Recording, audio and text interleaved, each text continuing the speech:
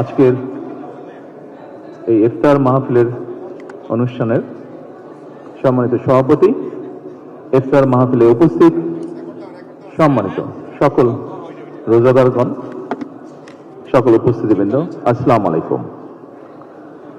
প্রথমে আমি বাংলাদেশ জামাতে ইসলাম এবং তার নেতৃবৃন্দকে আন্তরিকভাবে ধন্যবাদ জানাচ্ছি। আজকে আমাকে, আমার সাথে আমার নেতৃবৃন্দকে এবং আমার সাথে আমার সফর সঙ্গীবৃন্দকে এই ইফতার মাহফিলে দাওয়াত দেওয়ার জন্য।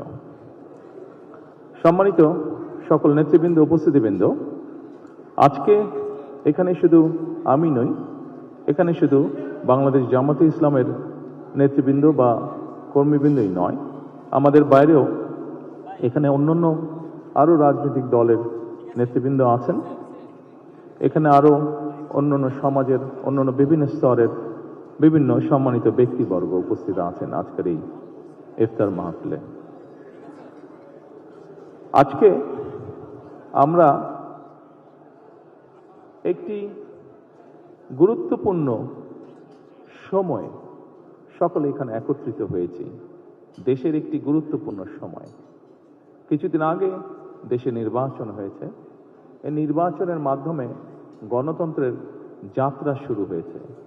যে গণতন্ত্রের জন্য বাংলাদেশের মানুষ প্রায় 1 যুগেরও বেশি সময় ধরে অকাতরে জীবন দিয়েছে, বিভিন্ন অত্যাচার, নির্যাতন, গুম, খুনের শিকার হয়েছে। এত ত্যাগের বিনিময় আমরা আজকের এই গণতন্ত্রের যাত্রা, যেটি সূচনা হচ্ছে বা হয়েছে নির্বাচনের মাধ্যমে, সেটির সুযোগ পেয়েছি। এই ত্যাগের মাধ্যমে, এই আত্মত্যাগের মাধ্যমে হাজারো মানুষের অত্যাচার, লক্ষ মানুষের নির্যাতনের মাধ্যমে আমরা আমাদের বাক, ব্যক্তি স্বাধীনতা, গণতান্ত্রিক অধিকার চর্চার সুযোগ আমরা ফিরে পেয়েছি। সেজন্যই প্রথমেই আসুন আমরা আল্লাহর দরবারে শুকরিয়া আদায় করি।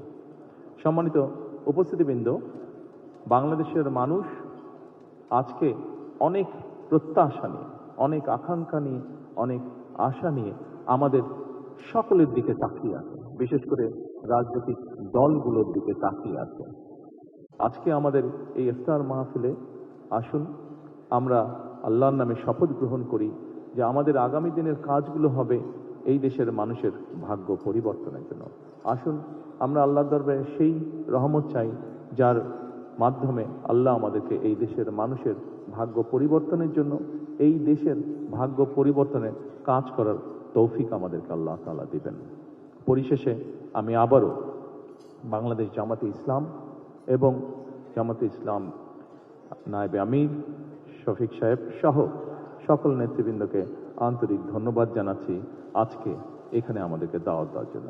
আসসালামু আলাইকুম।